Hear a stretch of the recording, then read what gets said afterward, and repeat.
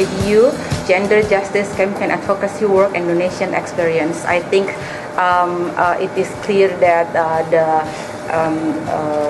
the invitation came to me and asked me to share to you more about the advocacy experience rather than giving you the theory in terms of feminist legal theory and something like that. So let me give you first the context of Indonesia.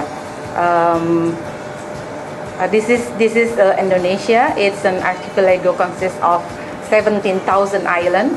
So if you talk, for example, if you talk to me, doesn't mean that I know everything about every other organizations in Indonesia, because it takes like 4 hours by plane to go there. So this is the situation of our country. So thousands of islands. And we have 1.9 million square miles with 5 major islands. So we have 5 major islands, Sumatra, Java, Kalimantan, Sulawesi, and Papua. And currently we have 34 provinces. So you can imagine 34 provinces and 409 districts and 93 cities. These 5 provinces actually in terms of this 34 provinces after the Reformation era, after 2000, in the year of 2000, then we have 5 special status province. So this special status province, Aceh, the one that you might already know, that quite familiar with the Sharia law or the Islamic law in Aceh, and then Jakarta as the capital region of Indonesia, Yogyakarta with the kingdom, and Papua and West Papua. So each province and also each district and each city actually has its own legislature and governor. So they have so at the national level we have the national law, and then at the provincial level we have also the province regulations, and then at the district or city we also have a district regulation or city regulation, and after that we have a village level. So in 2010 national census, the population of Indonesia is almost around 237.6 million people. With high population growth 1.9% and sex ratio 101.4, and most of Indonesian actually lives in Java Island. So most of them live only in Java Island. And about the religion, as you might familiar about Indonesia, 87.18% people profess Islam or as a Muslim. So majority is Muslim, and then 6.96% for Christian, and 2.91 Catholic, 1.96 Hindus and Buddhists and Konghucu. And poverty rate is 11.66%, and with the Human Development Report 0.629. So I will start with the in 1998. Actually, in Indonesia, our independence year is in 1945, and our first president Sukarno, and then changed to the second president Suharto, and Suharto then made the regime until 1998, marked with the falling of Suharto regime and the coming of the period of political, social, economic transition called Reformation era. So I think you might also heard about this situation in Indonesia in 1998. There was a mass rape at that time in some of the big cities in Java, mostly. Many women, especially Chinese women, were being raped massively. Okay, so in 1998, in some of the big cities in Jakarta, there were mass rape, particularly for Chinese women, in Jakarta, Surabaya, and several big cities in Java Island. And then the year marked the falling of Suharto as the president at that time, and then coming with the new era. But in terms of of the legal system in Indonesia, actually in Indonesia we have before the independence we have three legal system: the Islamic law. So we recognize the Islamic law, and then we also recognize the Europe or Dutch law, because Dutch was the colonialism was in Indonesia before the independence. And then the third one is the customary law. So we also recognize customary laws in terms of some of our indigenous people, and in so many people you can imagine in so many numbers of small islands.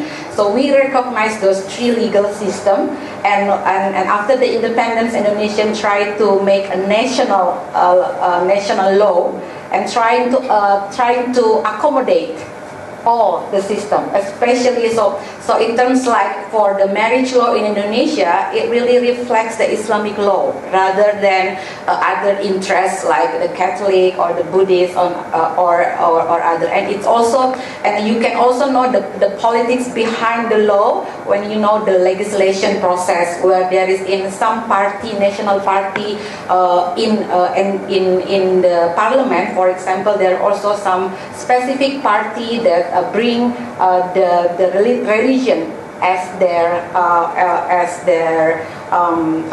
symbol, as their passion and spirit to fight for.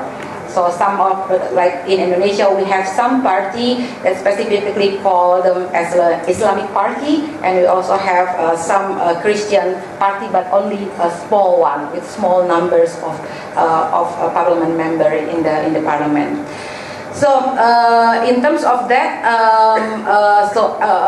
so you can imagine that some legislation, some law at the national level mostly actually reflect the Islamic law rather than a new law that bring the new spirit of a feminist movement, for example. And in terms of a feminist movement in Indonesia, before 1998, actually the Suharto regime is a strong regime that come with the really restrict women to organize themselves. And so most of the women organization at that time are religious-based organization, like some Islamic organization. They have a women Muslim organization, and some other is actually part of the alliance from the party. So sometimes we call it the government organization. So there's also some women organization that actually only bring the spirit of the government to tell women to obey their husband, they come clearly with the difference between good women, quote unquote, and bad women. So good women is the women who will get married and then become a good wife, obey their husband, and help their husband stay at home, and some other things that women usually do. So in but then after the Reformation era, then the women's organizations come more and more. Many organizations then established. Previously, there are only about 2 or 3 big. I myself was still a high school student at that time when I start to know about the feminist organization in Indonesia. There were two big feminist organization before the 1998 Kalyana Mitra and Women's Solidarity. But after 1998, so many women's organization, and most of women's organization actually work in terms of the issue on violence against women, and most of them giving the assistance for women's victims of violence against women. I think it's also because of the mass rape in 1998.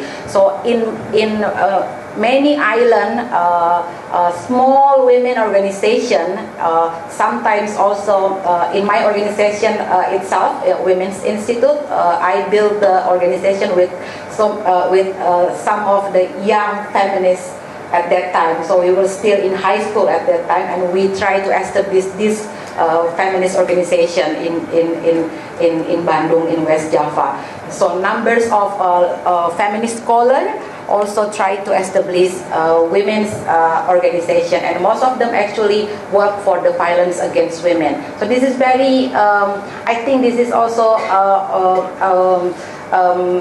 something that make us easier for us to do the advocacy in terms of the issue of violence against women, rather than amendment of the marriage law or other. So violence against women is something that everyone easily to accept, the issue of it.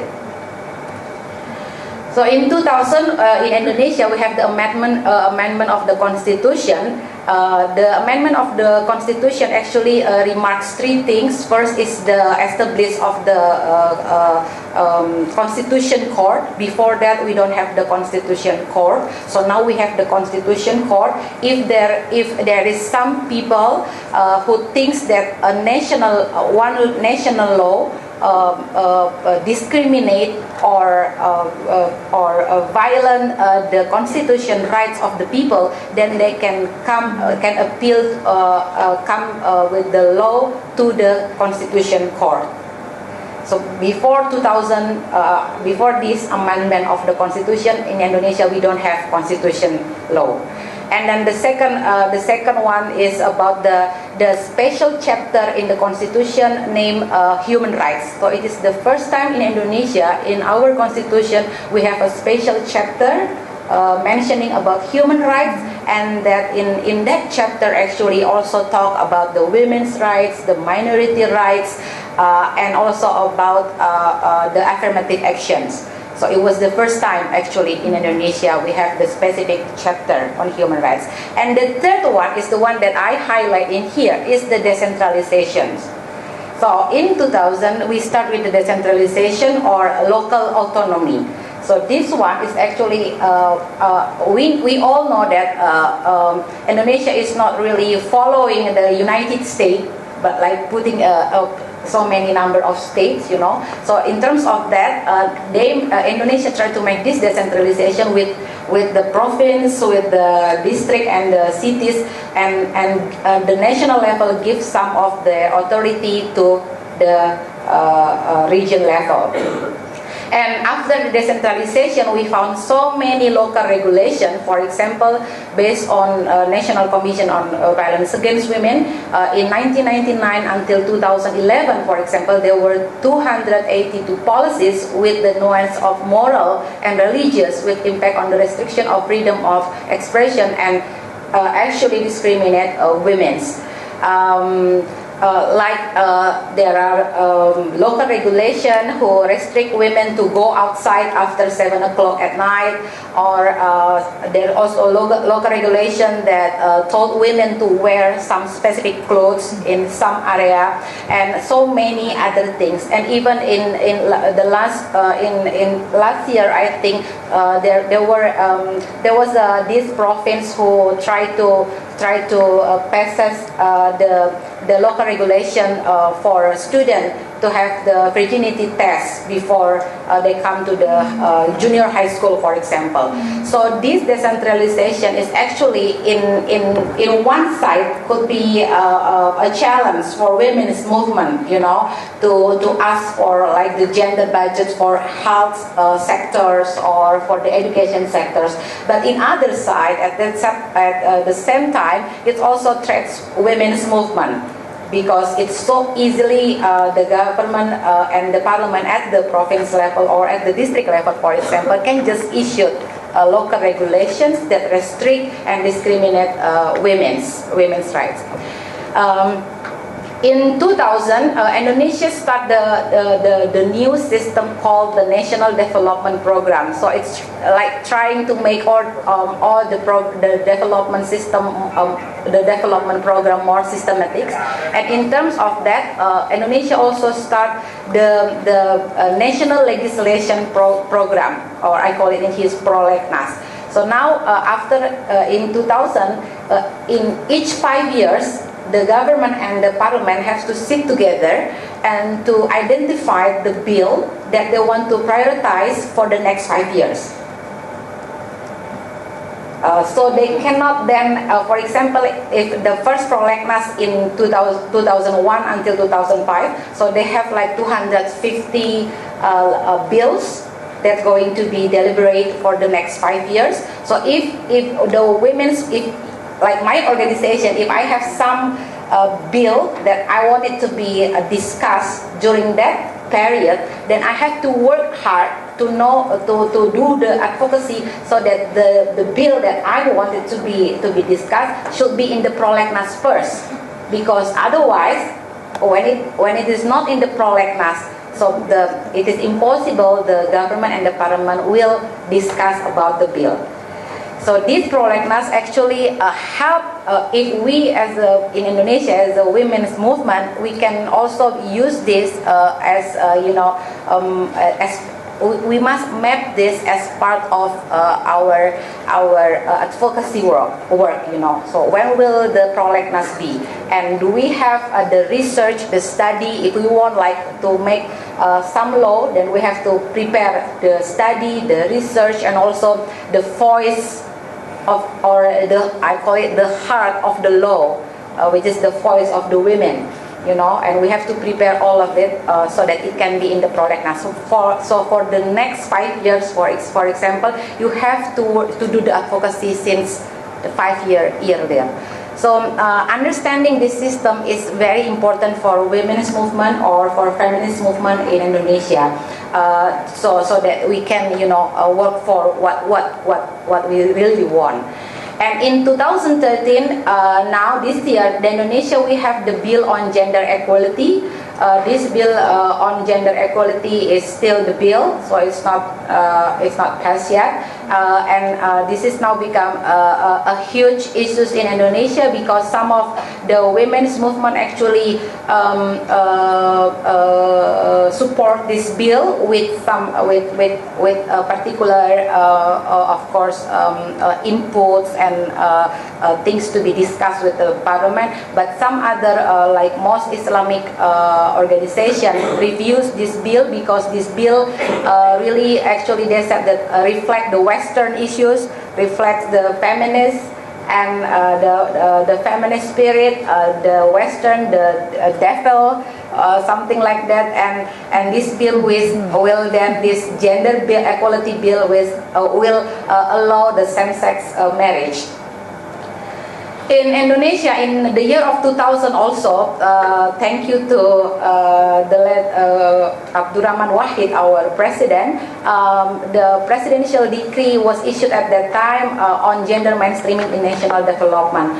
So in Indonesia, actually, nowadays, if you come to Indonesian people, they might more familiar with gender rather than feminist. So feminist is still something scary. Those lesbian people, women who hates men, But gender, okay, we can talk about gender. So if you want to find the facilitator, okay, is she a feminist or she's a gender? Okay. So we can have a gender facilitator. It's okay, but we don't have a feminist facilitator. So this situation is quite different because I myself start this into the feminist movement when I still in high school. So I remember at that time people was very scared about feminists and now I'm 35 years old and still yes I find people scared about feminists, but it's it's okay to talk about gender.